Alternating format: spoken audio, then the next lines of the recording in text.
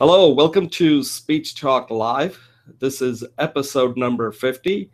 My name is Jay Oza. I'm the host of the show, and my co-host is Julie Wu Finkelstein.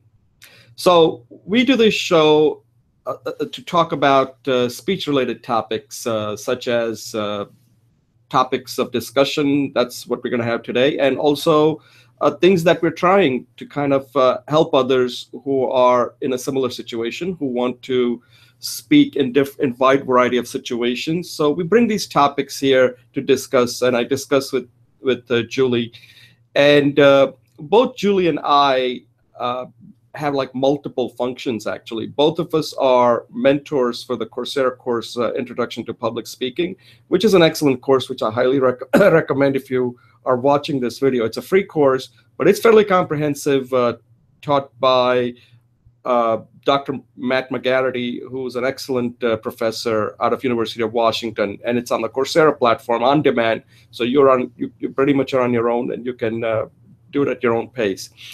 We do this show for a number of reasons. One is that Julie and I are both students of public speaking. We also like to teach others based on our learning. So, we're not like experts at a PhD level, but we may be a little bit ahead of you because we've been doing this now for more than a year. This show, as you can see, it's 50th episode, so we're getting close to 1 year. The other thing we do is we coach people who have to give a speech, which can be very frightening. And it is important to have a coach when you have to give a high stakes or a high opportunity speech. There are things that we can pick up that you probably are not going to pick up on your own.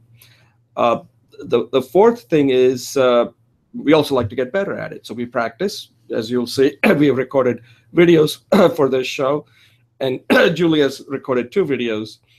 And the last is we like to support people because public speaking is scary. You're actually out in front, you're being judged, and that scares people. It scares me, it scares everybody. It should scare you. Otherwise, if you don't care, if you don't take it seriously, then you're just winging it. So that's what we try to do. And today we have 3 episodes. The first episode is related to something that Julie and I do occasionally when it comes to coaching people who have to give a high stakes or high opportunity speech. So I've kind of laid out a methodology which I wanted to kind of discuss with Julie, like exactly if you have to give a high stakes speech, how much time do you need actually? And it can vary, but this is something that I put together that we can have a discussion around, and so you can get some idea. The second one, I think, Julie, this is your final. She's been recording these integral hacks, these 12 poses that she's been working on. She's been recording a video 2 videos, the talk that explains the pose, and then the demo video where she demonstrates the pose. And this is her final pose. I think, so she's been gradually improving, and I'll have Julie facilitate that session, kind of talk about it. And I think by doing all these 12, I think she has really figured it out how to do it. So I'd like to get Julie's perspective on her journey through these 12 videos that she's recorded. And the last segment is something I put together. Again, this is concept we always talk about, cold calling, right? Like you have to make calls to people. Usually you think of telemarketers, but cold calling is really, I like to put quotes around it, quote, cold calling. Cold calling is something we all do all the time, by the way. We don't realize it. We all think that cold calling is like we have to make a sales call. Technically, almost all calls are like when you talk to people, it is like a sales call, right? And here I call it the cold speaking. So let's say you're working on a speech. You got to try it, test it out. Nobody's going to tell you, hey, Jay, can you tell me what speech you're working on? You're going to have to cold speak. You have to bring it up in a conversation somehow, get the other person interested. And the reason for this is you can learn a lot. So I don't go into too much detail here, but it is a very good technique. A lot of the ideas come from books that I've read on cold calling. And you kind of have to be a fast learner because you don't have a lot of time. So I want to have a discussion around that, get Julie's perspective on it. So that's the show for today. And I'll give you a quick insight. It's something that I haven't done yet, but I'm thinking of doing starting this weekend. And it's part of my practice on how to become, I guess you can bluntly call it smarter. And what I'm going to do is, one thing I've already mentioned in the past, that I take my iPhone, and I listen to it when I go for my walk. And my walk, I take this cross-country trail, which is about 3.5 miles. So it takes, and I don't walk fast because I want to finish what I'm listening to. Sometimes it's a podcast, sometimes it's an audio book, sometimes it could be an online course. So I'd like to at least walk for an hour. So I just thought of another idea. I said, you know what I'm going to do is take it to the next level. And I'm not even sure if I can even do this, but we'll see. So I'm thinking of taking a audio book, let's say if it's 8 hours long, and just go there and walk, and then take a break and walk, and try to finish it in like half a day. And again, on an iPhone, you can increase the speed to 2x to 3x.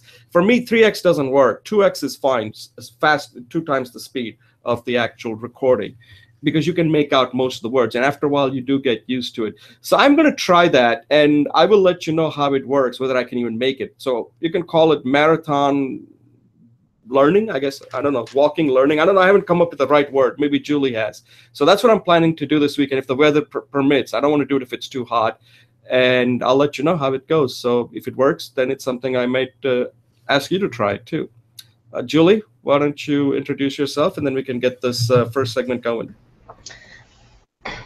Good morning, Jay. Let's take a deep breath. So if you like to press your belly in and exhale, and then breathe in and let your belly out. And then while I'm talking, please feel free to do a couple more. 3 for me is kind of a magic number. So yes, thank you, Jay. My name is Julie Wu Finkelstein, and I put in the Wu because otherwise people think I'm German or something. Yes, I am about to finish the 12 steps. So today I'd like to talk about the last step, which is very important, and perhaps next week we can answer Jay's question, which is how to what have these videos taught me. So today my insight is don't give up, keep at it. If you're stuck, just rest. So I'm going to use my book as an example. When I finish I always have a very optimistic vision of anything I do, because otherwise, if I really think about how hard it really is, I won't do anything in my life. So it's kind of like a self-denial in a healthy way. But after I finished my book, I got some feedback which was useful, but not the whole of it. The message was, this book isn't useful. That's not what he said. That's what I got. But Jay, with your help, you said it's a good book. Don't give up. Keep at it. So, but I didn't know what else to do, because I could not just go right back and writing it. So I keep at it by doing the videos. And so that was a nice creative way for me to feel. I have done the moves for about 5 to 10 years, so I knew the moves inside out. But to feel the moves again in a way that I can communicate to the people and feel my own expression of that. So, so sometimes even resting is fine, doing nothing, because that's gestation. But in your own mind, do not say, I'm giving up. Just say, keep it. Oh, I'm taking a rest. I'm letting the seed germinate. It's out of my control, but it's not out of my intention. So I think that's a very powerful and yet peaceful way to go about making things happen in your life. So that's my message today. Keep at it. Be at peace. Let it germinate if you don't know what else to do. Thanks, Jay. All right, Julie, thanks a lot. Yeah, a couple of comments on what you just said. I think what you said, that somebody gave you some feedback and you kind of inferred from what he said that the book probably lacked certain focus or something like that. And I think that takes a lot of courage, because I just went through that exercise. And what happens is, that when you're creating something, you have to be ready to accept the feedback. And even though you may not like it, it may not be what you want to hear, but once you give that to somebody, you give them the permission to give you feedback. At that point, what you really need to do is just listen and just don't try to argue or anything. It's that that person now has the ball. That person now gets to tell you what you want to hear. They may not have all the right mannerisms or the words to explain what they're saying. That's not the point. The point is you have given that person the permission to give you the feedback, and your job is to just accept, listen to it. You don't have to take all of it, but listen to it, sleep on it, and see if there's anything there that the person said it can be applied. And I just went through that exercise, and I think it is tough. But until you do that, you can't really get better at it. You got to be able to know how to do that.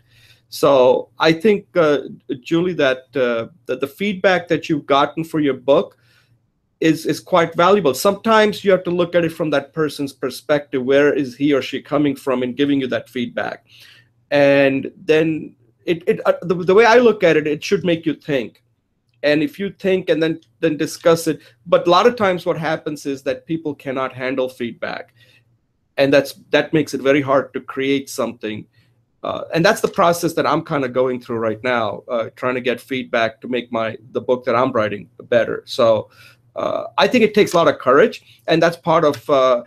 And once you do that, that's also part of growing as a person who's trying to create something. So that's how I would take it. That gives you an opportunity to say, hey, you know what? I can now make it better. See if there is something there that I can improve upon. And I'm sure there's a lot of things you can improve upon. So, okay. So at this point, I'm going to take a brief pause and move to our first segment.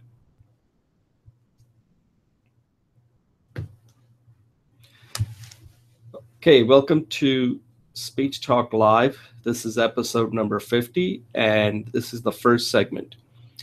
In this first segment, I want to talk about the kind of the process. Like recently, Julie and I had the opportunity to coach somebody who had to give it was a high opportunity speech, but it could be a high stakes speech.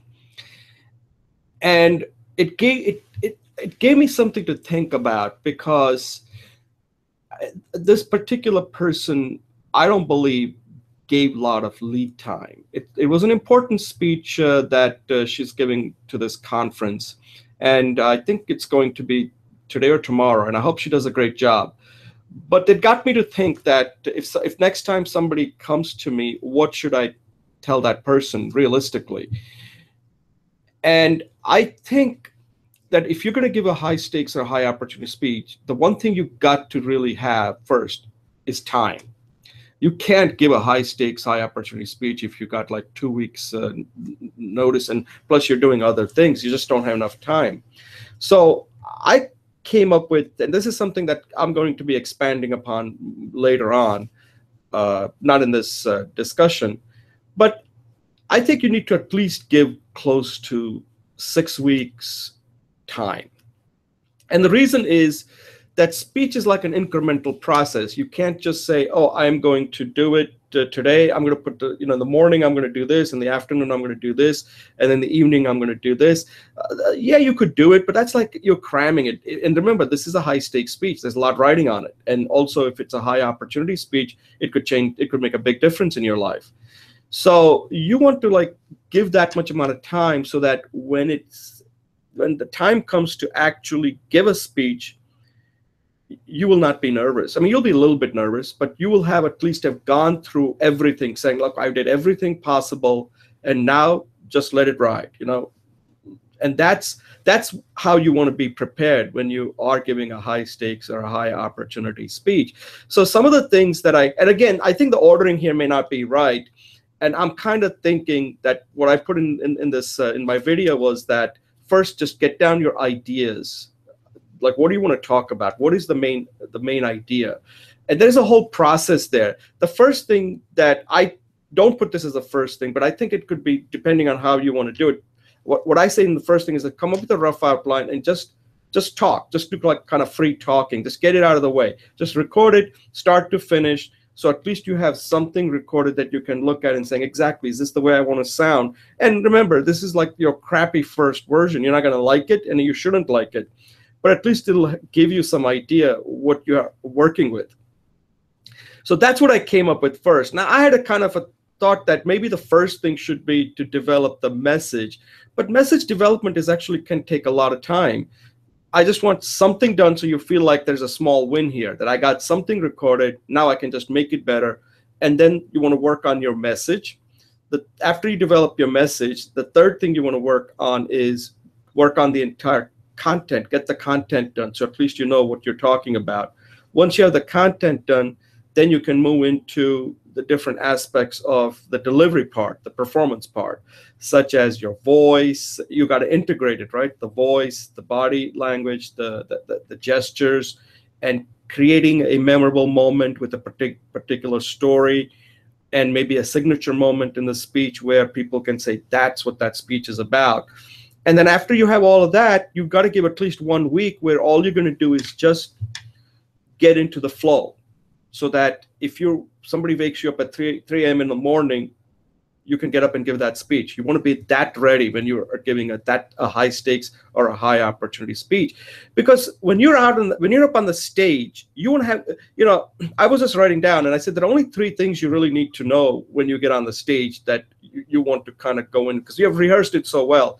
There are only 3 words: breathe, pause, enjoy. That's it. Breathe, pause, and enjoy. Those are the only 3 things you should be thinking about when you're on stage, because everything else you have rehearsed it so well that, like I said, I can wake you up at 3 a.m. in the morning, call you and say, Julie, give me your speech right now. You should be able to do it. And just keep those 3 words in mind. I got to breathe. I got to pause at appropriate places that you have identified. And I got to have fun, because if you're not having fun being on the stage, the audience will say, this guy is like, I don't think he's enjoying being up there. So those are the 3 things you want to keep in mind. And then the last thing I'll point out is after you give the speech, you want to kind of write down immediately the initial impression, and then give some space and do an assessment, do a post-mortem, because you want to this is a learning experience. So as you can see, the whole speech delivery is a lengthy process. You can't just wing it. And each of these things take time, okay? You got to spend some time, because giving a speech, performance cannot be created overnight. It takes long time to create it. You got to really keep on doing it, and then eventually you'll start feeling it too. And you got to start feeling it so that when you're on the stage, you will know exactly how to move, where to move. Everything is integrated. That's what actors do, right? When they're performing, everything is so well integrated that you don't even feel like, you feel like that's a real person.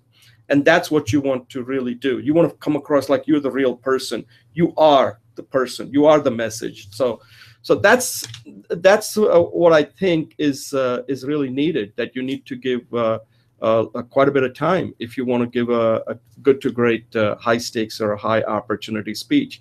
So Julie, I'll turn it over to you now. What do you think of it? Like how much time and the preparation that's really needed based on the people that you have worked with and some of the speeches you may have given, that you think is sufficient? Because obviously we're not going to, these are not like TED Talks. TED Talks, they talk 300 hours.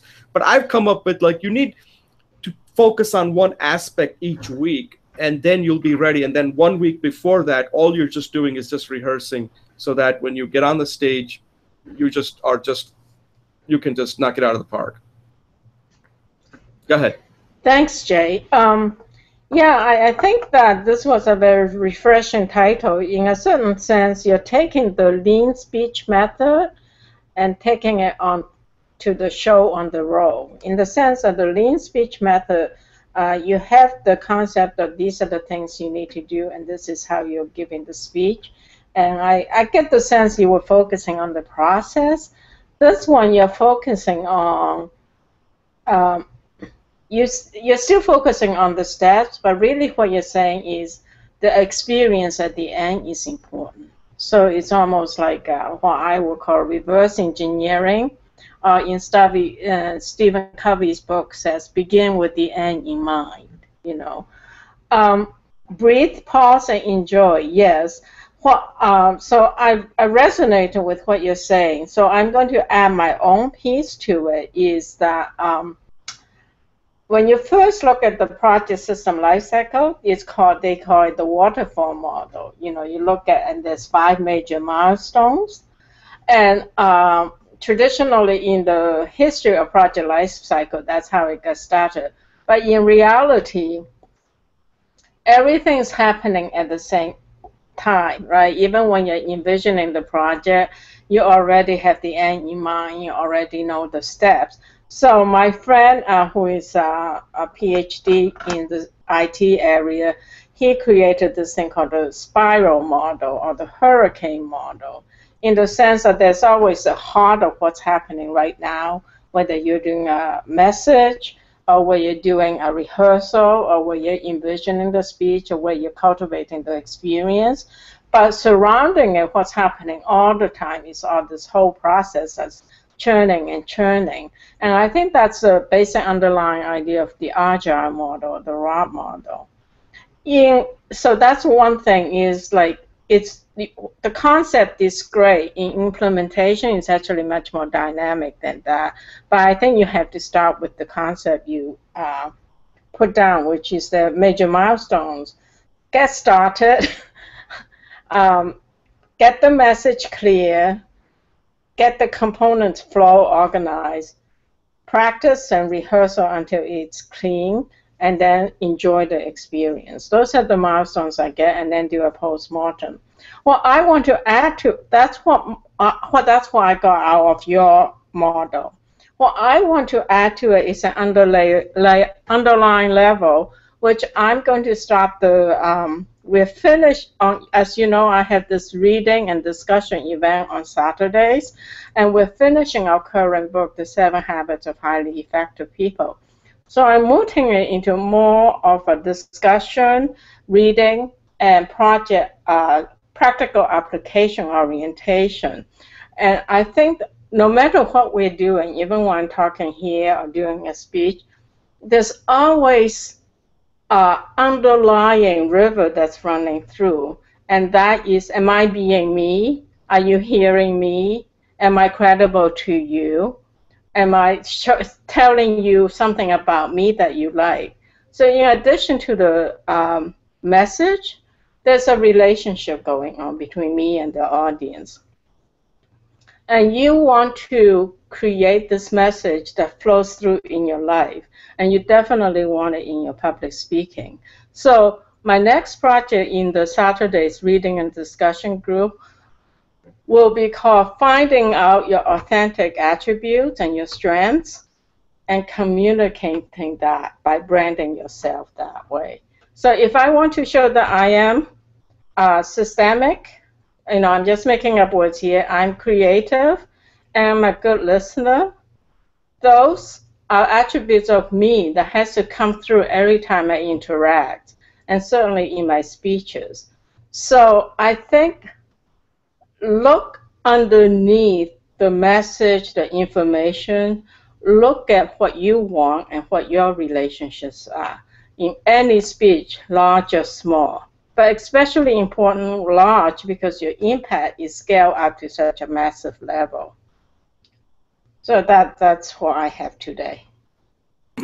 As far as so one of the things that that I'm interested in finding out from you is, like, let's say you have to give a speech. Somebody comes to you and says, Julie, I have to give a speech.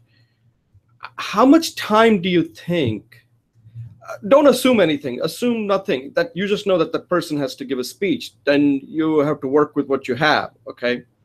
How much time, and the person says it could be a high stakes speech, it could be a high opportunity speech, because you know what, people are not going to be like you and me, are going to go through the entire developing the public speaking skills, right? Because that could be a very lengthy process. But somebody has not gone through that, and they come to you and say, Julie, I need your help. How much time do you think that that person really would need in order to be ready, do the maybe not great job, but let's say at least get them into the good side, so the person can at least do a good job, whether when that person is giving a high stakes or a high opportunity speech. How much time do you think that person really needs? I know it varies, but I mean, what do you think is a reasonable amount of time that that person, because everybody that has to do these kind of speeches, they also have a lot of other things going on. So the thing is, how much time do you think that that is reasonable that that person can deliver a good speech? Jay, I'm going to take this from a different perspective than you do. What you are saying is someone comes to you and say, I need your coaching skills. I need you to help me put together a speech and deliver with great aplomb. And what I hear you say is, don't come to me, and I'm making it dramatic here, don't come to me if you have less than 6 weeks, because it ain't just gonna work. My own experience is like when I have given speeches, and I've given speeches at at a user group called Guy International. I've given some speeches at local user groups. Frequently, the preparation itself takes years, because like there's a project I'm doing and I'm speaking on that. On the other hand, I could be asked to stand up and talk about that for 10 minutes at an impromptu invitation. So my own personal practical experience of public speaking is that you gotta be prepared all the time, but it could take years to get there. Kind of like Winston Churchill's position with the war, right? I take my whole lifetime to do it. What I'm doing right now is very interesting with a couple of people. I'm going to develop it into a more program-oriented. There are people like one, as I mentioned, this musician friend of mine and a coach friend of mine. They are working with me to develop the message and the identity. So I give them questions because I know what I think would drive them toward the articulation of their identity. They do a video, and I evaluate that. And so that is, in fact, there's a person who says, I'm making a speech. She drove that. So I want to prepare the people I coach that they have a great message before they even go, and that they're comfortable in public, they have a great message, and that they will be a presence in YouTube. And then opportunities will come, and they will come forth as a professional and excellent speaker in the industry of their expertise. In the coaching area, in the musician area, my musician friend will be expected to do TV interviews. So I don't want him to do that 6 weeks from then. I want him to start now, because that's his vision. I already know that that's a major contributor to his success and his visibility. So I start now. I started last month, Right. The reason I ask that is that a lot of times the people that one thing you can do is saying, hey, since you didn't develop the public speaking skills, I can't help you. Okay, I can only help people who have developed the skills, and then I can focus on the speech, because you will at least have all the knowledge and you have gone through and tested out all the different speeches. So now I can help you. I think that's asking a lot, if you ask me, because a lot of the people don't do that. So anyway, this is a pretty big topic, and I think we covered just the surface. Yeah, I agree. I guess I am saying that. I'm saying that if you have a speech that you need to do in quick time, go to Jay. And I'll say, okay. No, I think this is a very important point, because a lot of people, I mean, let's face it, Julie, you and I come across these type of people. They wait till the last moment. They are not going to go through the Coursera course or some of the things that you and I have discussed is regarding the 3:30, develop it into habit. We do this every week, so we know how difficult this is. But a Yeah. lot of people out there, they're focused on their job, on their expertise. And because of that, they think that when there's an opportunity, they all want to give a speech because they realize it could change their life. It could be a big step for them. But they just don't realize how much time they would need to spend. So that's the reality. That's not what ideal situation, but that's the reality that I think most of the people that we are going to coach are going to be in. They're going to come to us and saying, I got a speech to give. And then we'll ask them, well, when is it? Well, it's in a couple of weeks. And we are like, oh no, this is not gonna go well. Couple of weeks? Here we spent, this is our 50th episode and you got a couple of weeks? Okay, good luck, And the thing I'm pointing out is that you only get one shot. Like you said, when you want that visibility, and nowadays with the video, internet, YouTube, it gets recorded. You're not going to go and be able to erase somebody's video that's been posted. So you're stuck with it. You've got to, it's like you are how you look, right?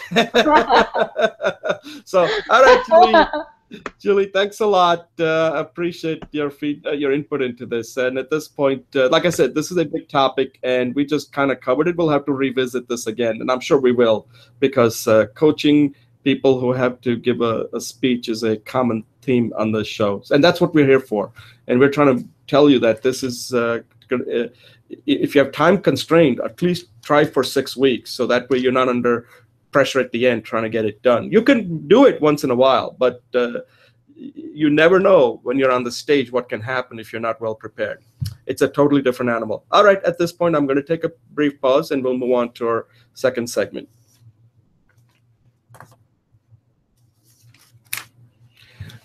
Okay, welcome back to Speech Talk Live, episode 50. My name is Jay Oza. I'm the host, and my co-host is Julie Wu Finkelstein. In the second segment, we're going to continue with Julie's integral hack show and tell video that she's been working on for the past 12 weeks. This is the last one, and I'm going to turn it over to Julie to kind of talk about her journey. I mean, not journey, just this particular specific video. I think next week she'll talk about what it was like starting from the first one to the 12th one. What did she learn, and did she see an improvement from the beginning till the end? So for this one, I will at this point turn it over to Julie to talk about this particular videos for this pose that she has recorded. All right, Julie, take it over. Thanks, Jay. So today I want to talk about the pose itself a little bit because it's so powerful and yet so easy. Also, I want to leave plenty of time for your feedback, and I just want to acknowledge one of the suggestions which I implemented and the impact on that. So the sequence will be, I'll talk about the move, I'll talk about your suggestion and its impact, and the third one is receiving your feedback. So this is the last move. It's what I call the resting of the repose or recollection reorganizing move. I know that's a lot of terms, so I apologize for that. So basically, this is the end of the row. This is a 12 pose, but in all 12 poses, this one particularly so is you can do them standalone. And this one is very significant, and I want to emphasize the importance of it because it appears so easy. And in our society of action, we might say, oh, I've done the work, I just leave. And I want to use the metaphor of you've done the work, but you got to take the money to the bank. Otherwise, you don't have it. So this is the taking the money to the bank move, which is apparently very simple. Lie down, make yourself comfortable. You might want to prop something on your head or your knees so that you're relaxed. Stay awake as much. Excuse me. Stay awake as much as you can and do deep belly breathing. Keep your eyes open or closed deliberately, and you will find that once you get that going, much like the centering pose, you will be able to integrate that into your life. So my example was what I want to talk about was Jay, in terms of your suggestion and how it was how I did it and the impact is, you suggested that I add this little breathing or something to get people engaged. I haven't had a chance to add something for them at the end, simply because 5 minutes is not a lot of time. But I thought it was very creative, and it connects to some idea that to be developed of a signature or branding of who I am. So when people connect me to this type of process, and the interesting thing was I posted the video on Facebook, and my niece, who is a VP at either JP Morgan, I think Morgan Stanley in IT, whose life is very stressful. Maybe she's not a VP. She was one, but then, she quit her job. But anyways, the whole point is her life is very stressful. And so she put it on the Facebook that she started doing the breathing because she saw, she just said she started breathing. And I want to underscore that because of your suggestion, I put it on the Facebook, and someone from my family benefited. And not only that, who knows how many other people were slightly shifted into with that orientation. So I just want to acknowledge that and say, in this case, it was something explicit, but we never know how far our actions are impacted, especially before we do it. So say thank you and get feedback. Yeah. First of all, let me congratulate you on finishing these 12 poses. I mean, again, consistency is very important, and you should be proud of that you did the 12. And I think you kind of, were very transparent. You were very vulnerable. You went through it, showed exactly what it was like the first one to the 12th one. And it takes a lot of courage to do that. A lot of people don't like to, and that's why I think you're kind of moving into a different level where you're basically are being very authentic, saying to people, look, I'm not an expert here. I'm basically like you, but I'm going through the effort. It's the effort that I'm enjoying. Some of it is not going to be good, but at the end, you got to stick to the effort. And if you stick to it, then that is your reward. I think there's some philosophy behind that. And I think that's what this shows. And if you notice it, you made incremental improvement. And the last one, I think you really, really showed how confident you are in your message. And I think you found your voice here. I think you should listen to these last two videos. The talk video was just amazing. I think when I was listening to it, I said, wow, is that the same Julie that that I saw in that first video? You came across somebody who knew what she was doing, but at the same time, there was a lot of empathy that you really believe in this. And it came through clearly. It wasn't like something like, I'm so unsure of this. I'm not 100% sure whether this. You were just confident. You were empathetic. And you were really there to serve the people that are watching the video. And that came through very clearly to me.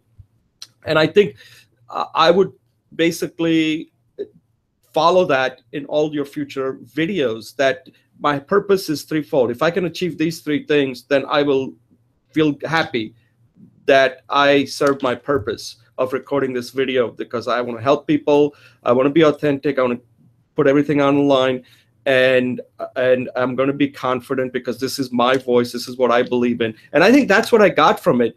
And just that mannerism kind of attracted me to watch the video more closely, because I'm like, wow, I better listen to this woman. So I think that was very important. And I think what I really like about what you've done, Julie, is that you're willing to try new things. You're willing to take some risks, and incremental risk, but you are willing to take the risk. You're not just saying, hey, this has worked, so I'm just going to stick with it. I think you're saying, I know what's working, but I'm willing to test myself. And I think that's a very good quality. And I don't know if this is something you do a lot, but now I'm noticing it because I've seen the entire journey. And that's something you can talk about next week. What did you learn from recording these 12 videos about yourself? Because this was like a continuous theme, all 12 videos, that now what you plan to do for the next, when you actually work on the book. And I think this will help your book a lot. I think that's what I'm thinking, that now you have it on the video, you know exactly how do you want to communicate this message. So again, congratulations. I mean, this is a good accomplishment. You stuck with it. You did all the 12 poses. And the only thing now is to just learn from it and see how you can make it better. Like some of the things that you just mentioned, what is the signature? Because these are the things you tested here. So now when you make this a companion video to your book, you'll know exactly the format to follow. And then after that, maybe in the next book, you can change it around and saying, okay, I like what I did here, but now I think I can do something better. And the key thing is, by doing it, you're learning. And this kind of ties into the next topic we're going to turn into, like cold speaking. By doing it, you are now learning that I can make improvements. So Julie, any closing thoughts on this, and then we can wrap this up. You're muted. I agree with what you're saying. I just want to appreciate the space you create and the personal attention you've given me in the support of this project. And and I know this is only stage one, so thank you for future support as well. Yeah, I think it's important that because I really believe in this. I think her name is, she's a professor at Harvard, Teresa Amabile. She's a professor, and she wrote this book. I don't know if the book is called Small Wins, I think. And I think in life, we need small wins. We always want the big win because everybody looks at the big win like, oh, he's a big winner. But in life, to succeed yourself, inwardly, you need small wins. Every day is a small win. This is your small win, because you went through recording each 12 videos is a small win. But now when you add it all up, it turns into a much bigger win. You have a body of work now. And once you have a body of work, you can then tweak it, make it better. So I think this is a very good example on how to do it right. And this is what we try to do on this show, right? We try to, every show we finish is a small win because we did it. And little by little, at the end of the show, we will have done 50 shows. And that's adds up. Each time it adds up, right? It's like a grain of rice. You keep adding it and you really don't realize how many rice that adds up to after a while. So at this point, Julie, I'm going to take unless you have anything else to say, I'm going to take a brief pause and we'll move on to our last segment. Okay, welcome to Speech Talk Live. This is episode number 50. This is the third segment. My name is Jay Oza, and I'm the host of the show. My co-host is Julie Wu Finkelstein. And in this third segment, it's a topic that I kind of thought about because I'm kind of big into that a speech is something you just don't go out there and give it until you have it tested. And one of the ways to test is some concept I came across from sales. And in sales, one of the things that people always tell that you have to be good at is cold calling. Now, a lot of people hate cold calling, and that's why they can't sell. But let's face it, we're all salesmen, right? That's the new thing. According to Dan Pink's book, we're all in sales now. To sell is human. I think that was his book. So if you are a salesman, one of the things we all do is we have to cold call. Now, we don't like to think of it because that word kind of scares the hell out of people. Like, oh, cold calling, rejection. As soon as I call, they'll hang up on me, because that's what we do to other people, right? As soon as they call, it's like, not now, get lost. That's what we do. So we think like, oh my God, it's going to come back to us now. So we don't like cold calling. But cold calling, in my opinion, is the most important skill for success in anything. Because cold calling means that you don't know whether you're going to get rejected. That's it. That's what cold calling is. Now, rejection is not bad, right? Rejection is like golf. Golf's a game of misses. Life's a game of rejection. Every rejection, there's something to learn. And it's that see, a lot of people hate cold calling because they don't want to learn. They're scared. Like, if I cold call you, you got to say yes. Otherwise, I'm a failure. No, that's not what the cold calling is all about. That if somebody gives you a script and you keep doing it, yeah, then you are going to be rejected. And then it becomes a numbers game. When I look at cold calling, to me, what that means is that every time I cold call somebody, there is certain information that I'm extracting from that person. So I've taken this concept and I said, well, why can't we do the same thing when we're working on a speech and you're working on multiple speeches? Let's say you have a message, you have this, you have that. Like every speech, I like to chunk it into 3-minute speeches, right? So you got like lots of different elevator speeches, if you want to call that the 3-minute speeches. You got lots of elevator speeches. And you should somehow, it's something we have discussed in the past, but you've got to somehow bring it up when people are not expecting. It's like cold calling, right? You get a call when you're not expecting. That's what cold calling is. It's cold. It's coming out of nowhere, right? Well, that's what you should be doing also. And you might say, well, Jay, like I can't just go and talk about something the other person's not interested. Well, get them interested. They're not going to tell you, hey, Julie, can you tell me about your last pose number 12? They're not going to do that. You got to say, hey, I did something very interesting. I just recorded a video on this integral yoga pose. And then person, if he has any sense of social skills, will say, oh, really? What was that about? Boom, you got in now. You're in. That's your cold speaking call you just made. So at that point, and I like Julie to try that. She should try that, saying, hey, Jay, let me tell you about this video that I recorded. And it would be a good practice for Julie to kind of try it on me. And that way she can cold speak about this work that she just recently did. Make it short. Don't get too long. And you got to keep practicing that, because that's how you get comfortable. And every opportunity you get, people will give you 2 minutes to cold speak about any topic you want to, provided that you kind of do it in the right way. And I think this is something that I tend to do a lot. And sometimes it drives people crazy, but I don't care. Because the fact is, they're not going to come and ask me, so Jay, what book did you read? So Jay, what TV program did you watch? They're not going to do that. You got to kind of broach it, right? You got to cold speak. And that's what I call it, cold speak. There might be some other names to this, but I think it's a good way to practice becoming a more confident speaker, because speaking is something where you're under control. You got to take the lead, and people are not going to come to you and say, and I think it'll increase your confidence. Julie, what do you think of this, about this? I call it cold speaking. There might be another better name for it, but what do you think? Like when people, like a lot of people out there are working on their speeches, but then they think the only time they ever give that speech is if they get in front of the stage, the so-called stage. And what I'm saying is the stage is virtual.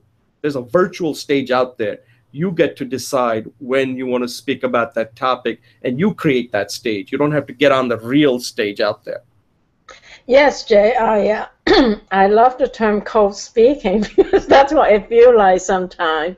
Part of the changes I have since doing this public speaking, and particularly practicing on Speech Talk Live, is I have recently made a habit of speaking to strangers. You're sitting in a theater next to someone. I don't really need to present myself. I just want to make a connection. So I would say, where did you get that popcorn?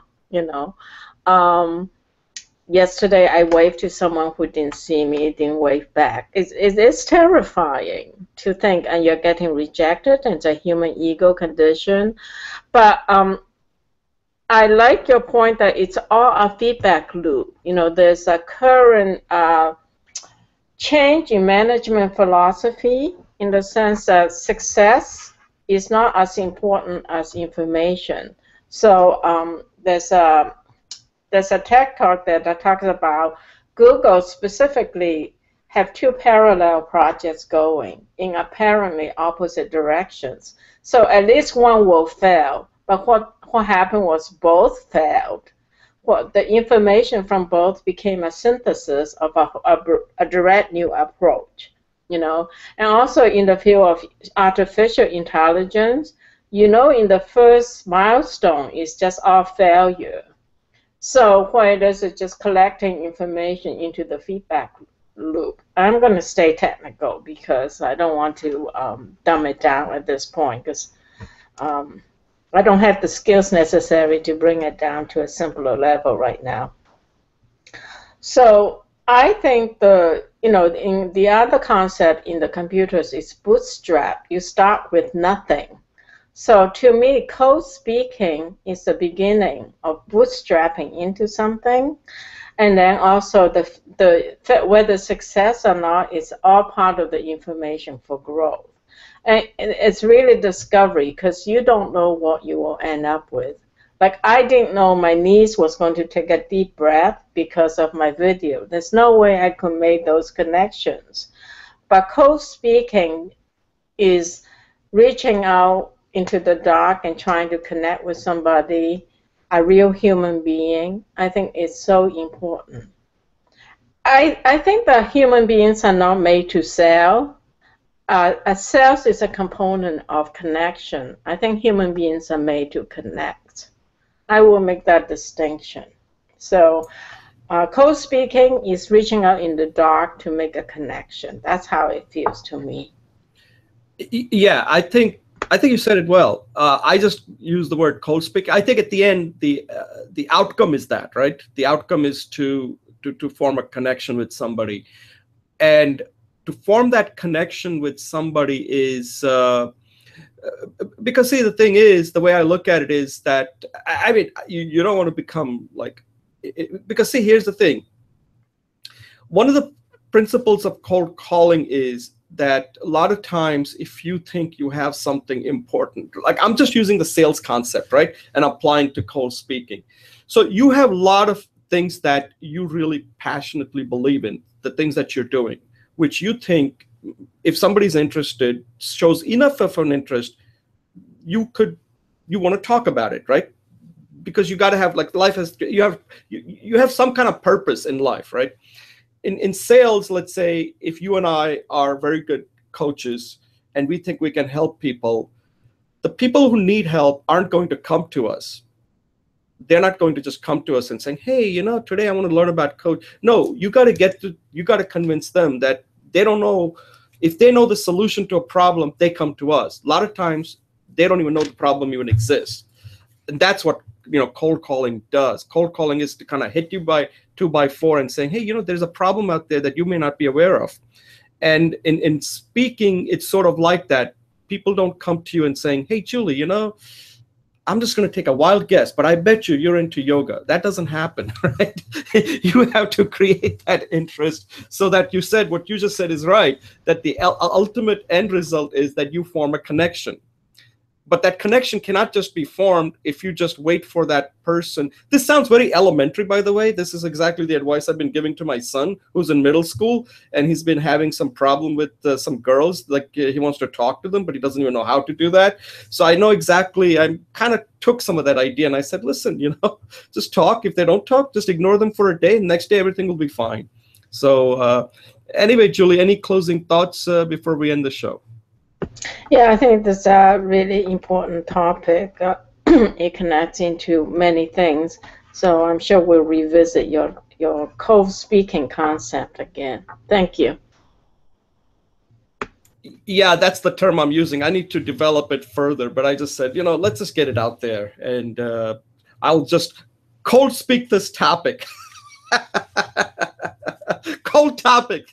This was like not a cold speaking. This was a cold topic. We don't know which way it was going to go. So sometimes you have to come up with cold topics. You don't know where that's going to go. But it seems like it needs further development, and I'll work on that and see where we can kind of formalize it. Because I think people out there want to connect, but there's a fear and all these other aspect of it that needs to be discussed. So Julie, any comments? I think we're pretty much at the end here. Any comment on the show before I close it out? Okay, thanks a lot. So let me thank Julie again for participating as usual. She's a tremendous co-host. She really puts in a lot of effort, and today, was a milestone. She finished her 12th video of her pose, which is there to really simple poses to help people. And let me tell you, even if you can do one, that's a big step.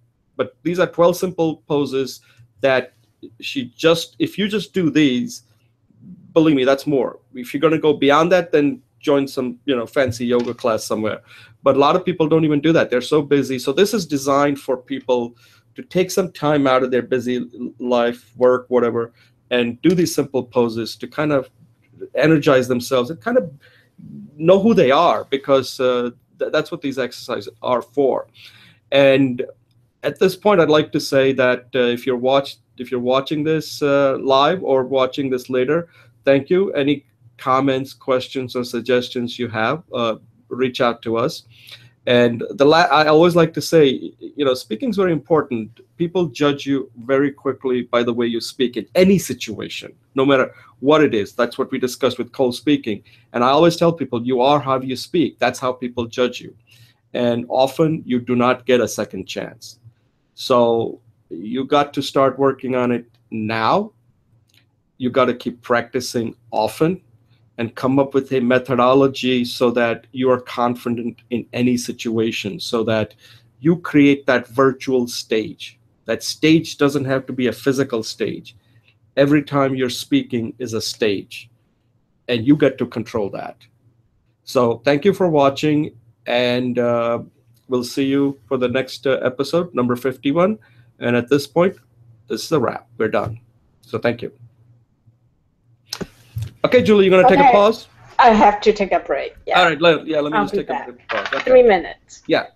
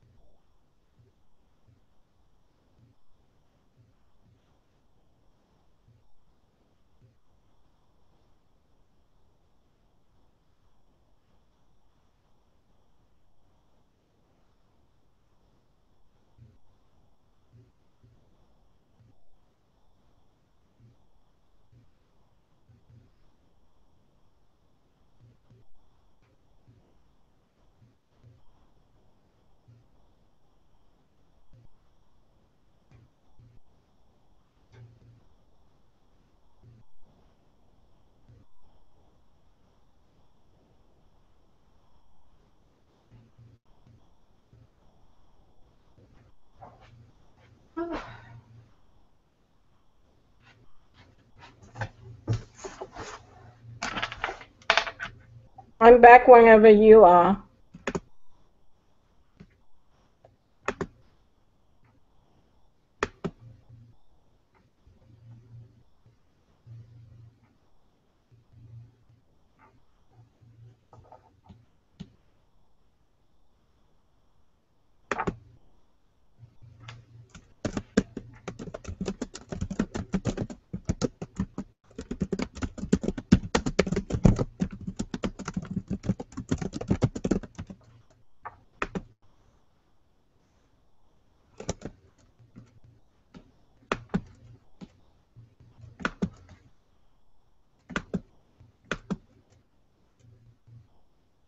Okay, all set? Oh, I see you. Okay. Okay, great. So let's see. So I'm going to give you an update. Okay, what did you want to bring? What did you want to discuss? Oh no, let's do the update first. Nothing else important. Right. So you remember that lady I said who's a development editor? Her name is Nancy Pesky. Yes. So I paid her $200 to kind of give me that initial exploratory call to kind of give me like an overview of what she thought of my book based on the information that I sent her. And I had to be fair to her because I did send her quite a bit of information. I think I overloaded her with information, and she was like, "Oh my God, for $200, I would like, the thing is, I sent her my manuscript, I sent her a 15-minute video, I sent her a Q&A." So I think I just after a while, I think she said that this was like the most expensive $200 time I've ever spent. She didn't say that, but I kind of got the impression that's what she was. The thing is that I wish somehow she's not video savvy, so I couldn't do a video recording of the yeah, that really sucked. So Jay, just FYI, you can do it on the phone. There's a number you can get for free called free conferencing. Okay. And you can get the number and you can record it, because that's what I do for the people who are not computer savvy. Because Oh, I got all they have to do is call into the number, right. and then you can call in as the owner of that number. You get your own private number, and then you can record it. Right, right. Because I didn't expect that she wouldn't be able to do that. Because I was Yeah. just sitting there at 10 o'clock yesterday and I said, what happened? And then I see her email. She said, oh, can you please call me at this number? And when I called her, I said, so, but what about all that information I sent you? She said, oh, I don't like doing video like that. I'm not set up for that. And I said, okay. So there's a lot of things we discussed in the 1 hour. Okay, so the main thing, let me just see if I have some notes. I was hoping that she would. So she has written quite a few books. She's co-authored quite a few books. So I said, let me just listen to her and kind of get her perspective rather than trying to like explain to her what I'm doing, because I just wanted to. So I think her main comment was that when she looks at the book, she doesn't know what to do with it. Like in a sense that I'm not giving a clear sense of direction. It's got too much stuff in it, and she's looking for something that kind of maps out the path and then tells me how to get to the destination. And I said, I thought I was kind of doing it, but then I kind of got her point when I was thinking about it. Initially, I was like kind of a little like taken back. I said, wait a second, I thought my book was pretty clear. But then I could also look at it from her point of view. And the book has a lot of stuff in it. One is there's a whole section on developing the skills. Then there's a focus on delivering the speech. And then there's a third part on how to become a lifetime speaker. And I think I'm thinking of what I thought about it. Like, so after that, I was like saying, oh man, that's stuff that she's telling me. I don't think she really gets it. I don't think she got the idea of what I'm trying to do. But then I said, let me look at it from her point of view. If somebody was reading this book, does she have any kind of valid point? Because this lady is an expert. She's worked with a lot of books. And I said, maybe she's got a point there, that I made this book too complex. Now, like if somebody reads it, they really don't know what it's supposed to get them to. What it's at the end, what will they get out of it reading this? Is because if somebody has an immediate need, what can they really do? So one thing I was thinking of is that perhaps my scope in this book is too big. I need to narrow the scope. It's something I think you told me earlier, that I have too many books in here. So I am thinking at this point that part that I really need to really work on in this book is just that middle part, the delivery of a speech. So that way I have a clear focus. The other part suddenly muddies up the book, because the part that maybe it's not in this book, maybe it's in other book, but if I had to lead with one book, maybe I should just focus on kind of what we discussed in that first segment. If somebody has a speech to give under the constraints, we don't know whether that person has taken a course or not. At this point, the person comes to you and says, I have a speech to give. What are the steps that person has to go through to the point where that speech can be ready in the certain steps that I outline, that the person has to go through to get that speech done, so that at least it's a decent speech. So because the development part is kind of difficult, because she was saying that in one sense, I don't know whether I have to take the Coursera course, or do I read your book after I take the Coursera course? He said that wasn't very clear to me. And initially I thought it was clear, but then I can see that I'm making the person go through a lot of, they have to jump back and forth, go here, come back to this, do this, do this. She definitely liked the 330 segment, the 330 chapter in the book. She said that was excellent. That's something that I could really get into. But he said the other parts just kind of just got to be overwhelming for her. So what I'm thinking is that I need to, at this point, start removing a lot of stuff that I think are important and look at it directly from point of, like, let's say if Catherine came to me and said, Jay, I have a speech to give. What should I do? And remember, she didn't come to us and saying, hey, help me teach public speaking. Her immediate need was, I need a speech to deliver. Can you help me with that? So I was thinking, after working with Catherine a little bit, that perhaps that's the angle that I should take on how do you get, if you have to give a speech, calm down. Here's the steps you have to go through to be ready in certain amount of time. So I'm thinking that I need a much narrow scope than what I have right now. I think that's a great idea, because then what you're saying is you got a speech to give. Here's the guidelines, and then you can build your coaching business on top of that. Yeah, it kind of dovetails very nicely into that, because I think that the whole development public speaking skill makes the book all, because people who are reading it, almost I'm telling them to just disappear in this and then forget about it. Right, and because you're telling them go take the Coursera class. Yeah, so they're like, I got a book here, but now I don't need the book. Right. And then I'll never finish the course, so the book is essentially a waste of time. Right. So I think what I'm thinking is that I have to rethink this book again and saying, look, I got that whole section, develop it better. So talking to her, it was a different kind of experience, because she's like, she speaks like she's like an expert, right? Right. And she's there to just kind of give you tough love. And you're like, oh my God, I don't like what you're telling me about my book.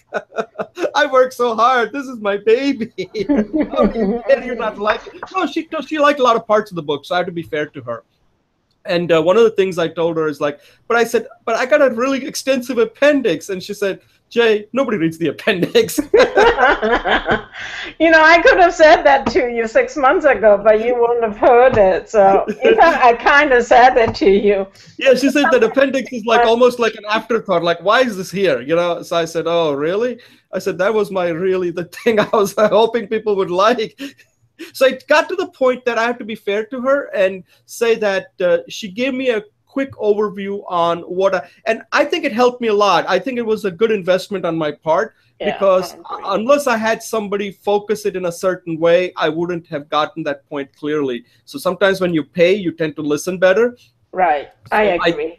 I think now I'm rethinking that my book should just focus on, and I don't care about the length, even if it's 120 pages, that's fine. But it has to be much tighter and much crisper, so the book doesn't become like, oh my God.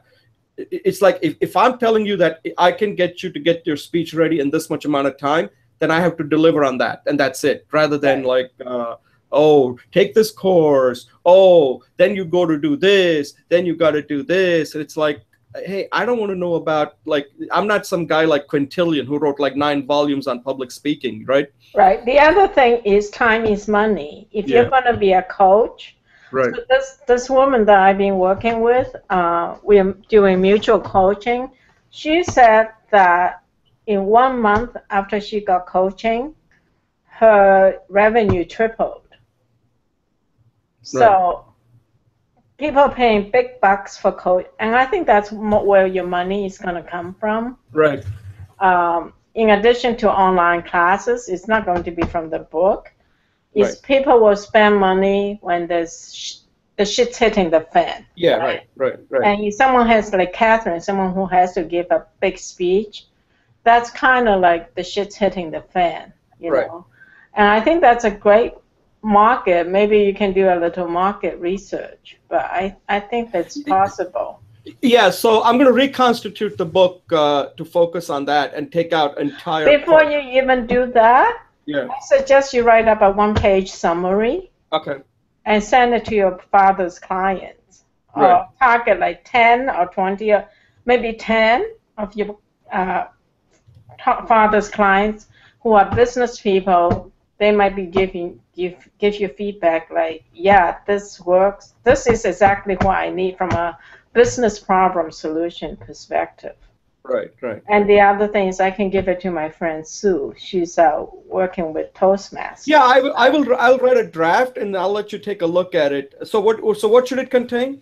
So I think this is what it can contain. I'm just talking on top of, so it's just a core dump, take what it's useful. Okay.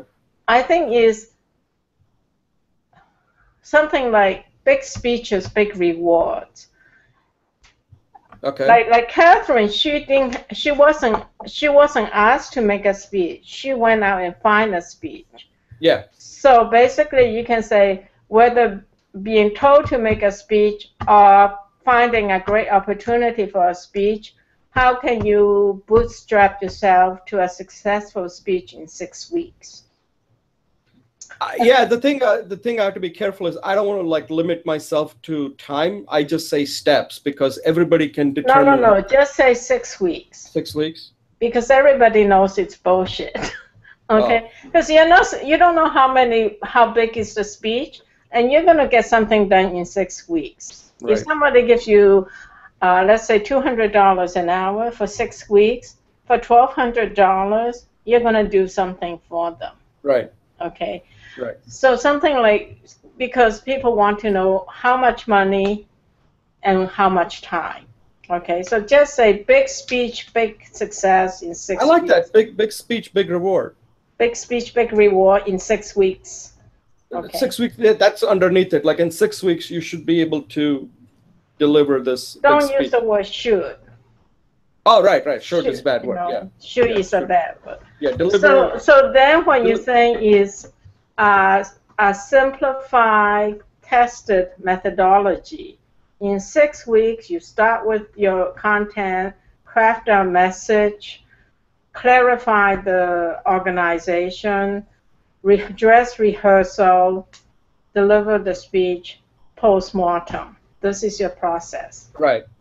So those are the 6 steps, and then you can, that's it, That's it, yeah. So that's the focus. So basically, this one pager should actually, in a nutshell, talk about the 6 weeks. It's about your book. You know, Ronald Reagan says nothing has to be bigger than a page. What you're saying is like a one-page proposal. Yeah, not a proposal, more like a copy letter, copy. Like an executive summary. Yeah, executive summary of what the book is about. You gotta talk about the problem, your unique solution, the benefits. Right. So you're saying that do that in one page. What the problem is, what the solution is, and what the outcome. Yeah, but do it in your own style. Yeah, right.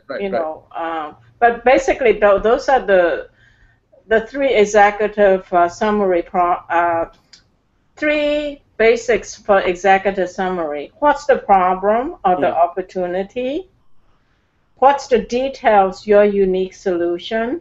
And what's the benefit? Right. Okay. Right. So Ronald Reagan says everything can be done in one page. Right. And that could be the beginning of a magazine article you can submit, like a query letter. Right. Because I see that now that you got this together this way, I see that you can write articles about it, not just in blogs, but submit it to magazines and get paid. Yeah, maybe first free ones, just to get publicity, but your message will continually to be well honed. Certainly like on LinkedIn. Yeah. I have to say this whole exercise in putting this book at this point. By the way, I forgot to tell you, I did send a draft to Amy to take a look at because there was a Coursera part in there. And I just wanted to get her approval if she was okay with that because but she's not part of this. She's in a whole different area now. Right. No, I just sent it to her because I promised that I was going to be working. Oh, great! On it. Yeah, so just saying that I'm making some progress. But so that's just and now the Coursera part will completely be out of the book anyway, so it doesn't even matter. But the thing is, I'll tell you this. Just getting to this point and writing close to, I think my book. Oh my God! Yeah. My book was about 330 pages. Yeah. You have to sometimes just just kind of cancel it and say, okay, I need to rethink it, and that's hard. Sometimes you take it like, wow, all that time I put it, but sometimes if the book doesn't have a focus, it doesn't have a focus. All those words are just like a lot of words, but it doesn't really, it doesn't create that experience for the person who's reading it. So I see that as a natural progression. I was just waiting for you to get to this point because the book has a lot of gems. So that's the point I'm at. It's like it's like part of the growing up. It's part of becoming an artist. It's like going fishing. You're looking for trout. So in the net, you're saying, "Oh my God, what's all this other shit?" But once you get the trout out, you're going to find lobsters and salmon. There's a lot more in there, but you can harvest this pool that you got together. There's a lot more in it than what you're seeing, what you're trying to sell right now. So this is a treasure trove that you can continue to dig through it. So I admire you for doing that, and I think I was just waiting for you to simplify it, because I know you had to get to this stage. Yeah. It's just like any system, right? In the beginning of requirements analysis, people who are not experienced, the requirement gets so big, it's way beyond the scope of what the project can deliver. And so you pick a piece and do it, but that doesn't mean the rest of the requirements are not important. Right. Because typically what would happen is, and kind of feeling I got talking to her, is that a development editor really comes in right during the proposal phase. Right. In my case, it's difficult because I'm kind of bringing her into it after it's already in the fourth draft or manuscript form, right? Right. And so I'm kind of basically, because since I'm self-publishing, it doesn't matter, right? And I'm saying like, okay, I'm essentially now starting it from beginning again, because now I have a different kind of a focus is now that I'm going to just focus on the speech part only. I'm not going to focus on developing the skills and how to remain a lifetime speaker. The reality of the situation is there are more people like Catherine than there are people like you and me, which is that we're going to go through all of this. See, the first part of developing the skills is really about you and me. Yes, but there's a lot of more people who's willing to pick big money to do what you just said. But that doesn't mean. Repeat that again. That's not the big point. My whole point, what's really important right now that I want to pivot your attention is you're still looking at it, talking to me about the book. Right. What you really done as you wrote the book is you develop a service, a product of Jay as a coach. And when you look at the book, you can't look at the book as how is this book going to be successful? Right. The bigger question for you before you even put a word onto the page is, how am I going to be successful? And then the book is just the knife that cuts through that. It's an instrument. You can't look at the book, Jay. Yeah. That's kind of what this lady was telling me, Nancy, that you can't just look at the book, what you just said, that there is this whole thing about the brand, there is the whole thing about like you're to create a community, and then the book is just kind of part of that. Exactly. The book is just an instrument. Yeah, that's the message she was giving me, and I'm not sure I was listening to that message that clearly, because she kept on telling me that over and over again, that what you need to do is don't just think of this as the book. First, you got to know what your brand is. Then you got to know, who's the people that are in your community that you're trying to serve.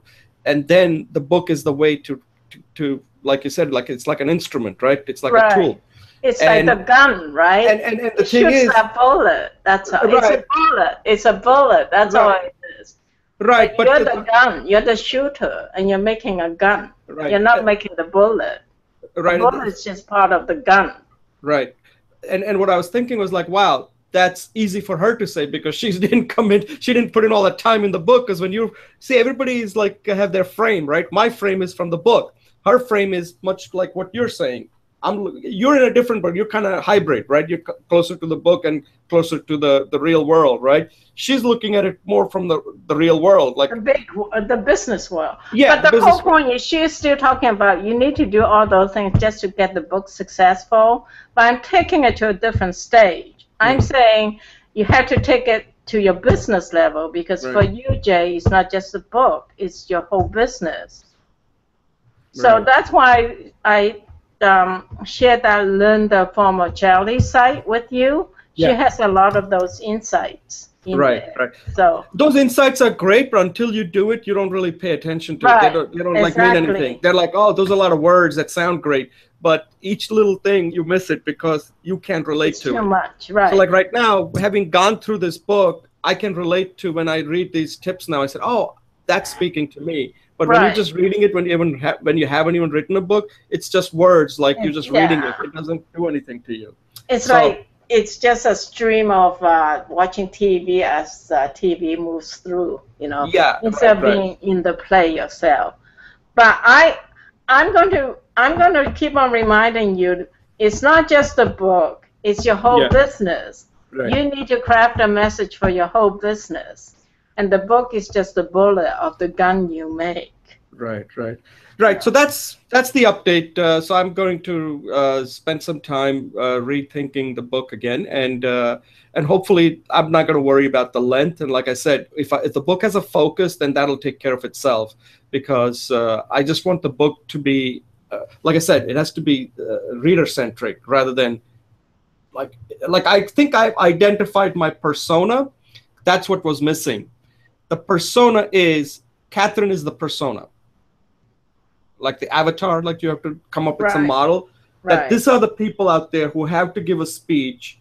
And so working with her really solidified my thinking now, because prior to that, because remember, I had already finished my fourth draft till we started working with Catherine. But now I Right. realized that that's my persona right there. That's the kind of people that this book should be That's helping. your avatar. Your Avatar. persona is you. Right, right. That's your target persona. Right. Catherine is my avatar. Or your target persona, Target right? persona, right. Persona of the person. Avatar is actually not the right word because avatar has implied, it comes from the tradition of gurus. So Yeah. avatar is like a guru. She's really not your guru. She's like that model that She's a model, right? That's why I that said, I'm trying to reach to. That's the one right, I'm trying to right. get That's to. why I said target persona. Target persona is the same thing. Yeah, So model. she's my target persona that I think there's a couple things you can do before you even reach the book stage. yeah. One is, like I said, do your one-page summary. Yeah, which I'll do it this weekend. Yeah. And then do a market analysis, getting the feedback from potential clients of yours. Like Right. now that you have a target persona or a model, find the people in your father's business that matches the persona, and then ask them to read and say, would they read a book like that, or even a coaching business, would they find a coach like that, and how much they're willing to pay. Right. So 2 questions: would they receive coaching? Would they read the book? Would they use the book as a way to Prepare for a speech. validate the credential of you? I mean, the question is, would they read if they have a speech to give? Would this book help them? Is that the question or not? No. No. What's the question again? If they have a speech to give, would they find the book helpful, and then would they come out and find if they're looking for a coach, would they find you? Okay. So you always want to remember your core business is coaching. Right. This is a way to promote my coaching, because they'll say, wow, because what they'll say is there's a lot, and I can do it if I have the time, but I don't have the time, so it's time to make the call. So you might as well put that question into your survey. That's all. Right. Okay, that's good. I hope I wasn't too harsh. Well, no, that's what you're supposed to do. Okay, but if I am, let me know. No, because the thing is that it's better that you're harsh than to find out that the people outside are not being.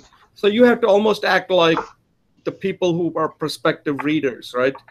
That someone who's like really stuck, like, I got to give a speech to give. Is this book going to kind of calm them down and saying, hey, yes, you can be helped? Yeah. And I think what Catherine was doing was just that she had a speech to give, and she told us, right? I was like, looking What happened? She went silent again. No, she has a speech today or tomorrow, right?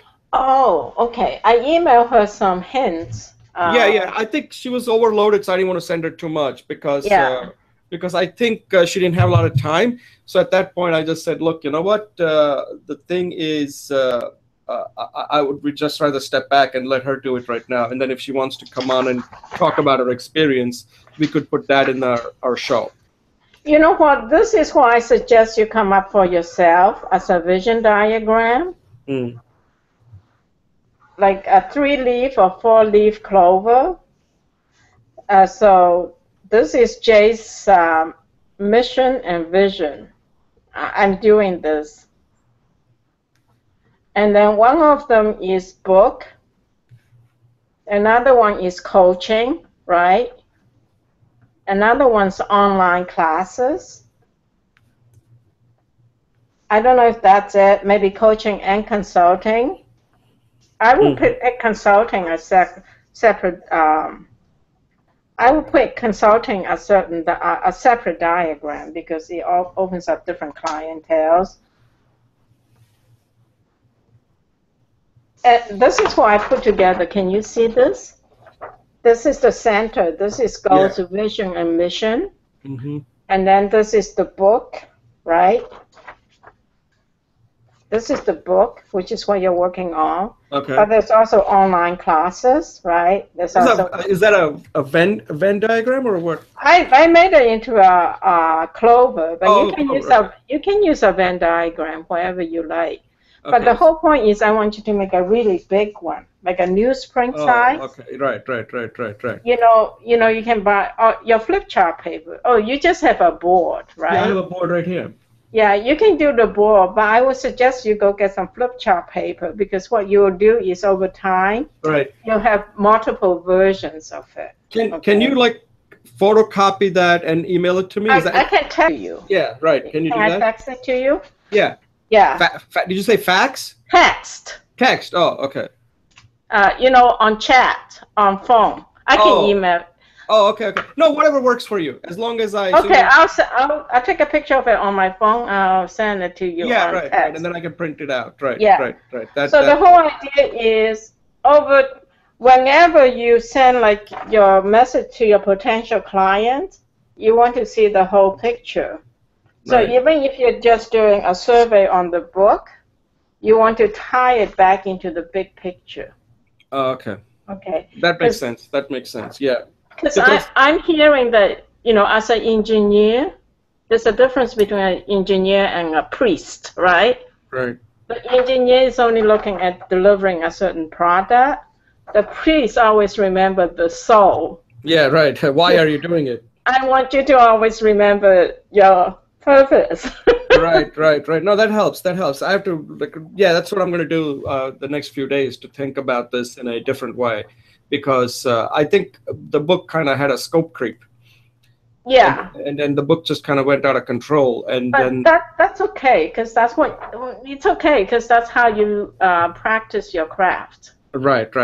So, yeah. Book, you could have done a consulting business. You would still have to gone through everything you need to learn there.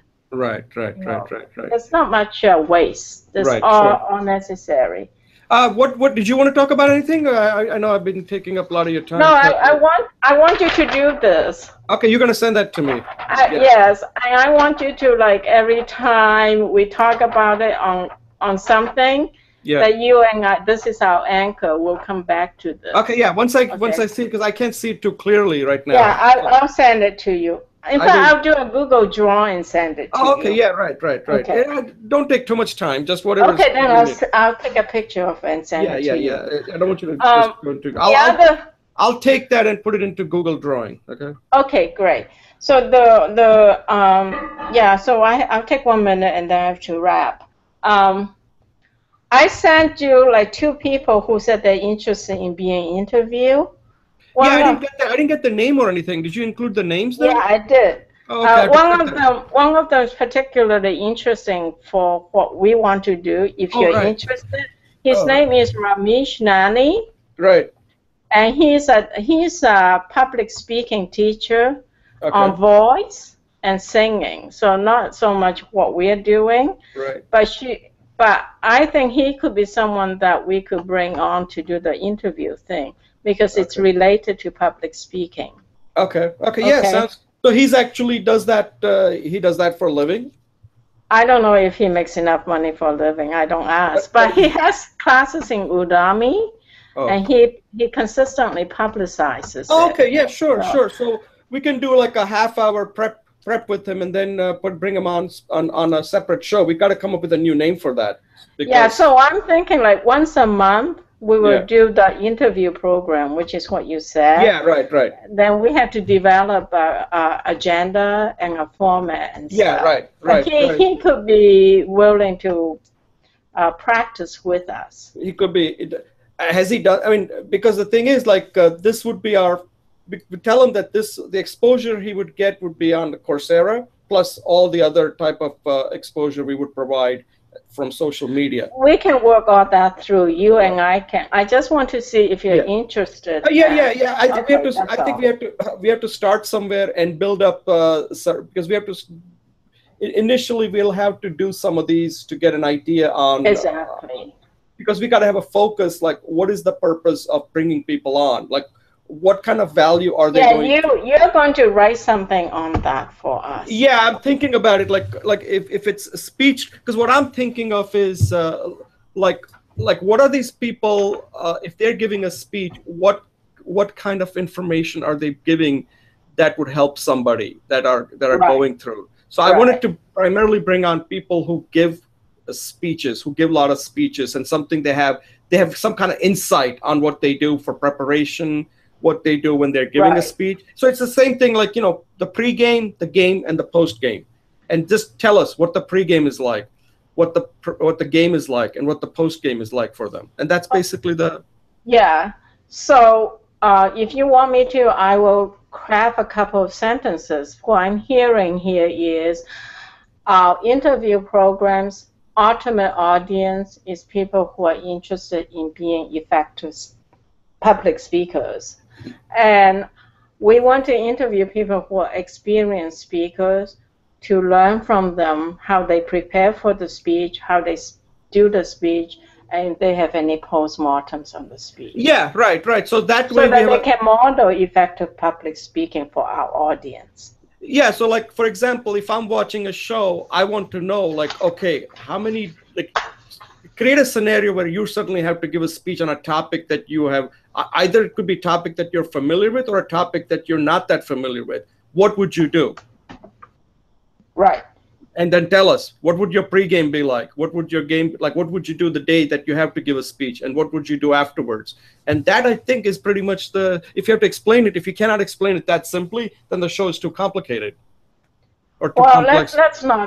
Let's not chop the head off at this point. We're just exploring. Right. No, I got it. No, I think that's the part that I would find interesting, and I'm sure people who are watching it may find interesting, like, okay, this is what it's like to go through this, to be ready for a speech. Because a lot of people don't get that feeling. They think like the time is not that much, and I think what you'll find is that they take a lot of time. They spend a lot of time. But I want to know what they do.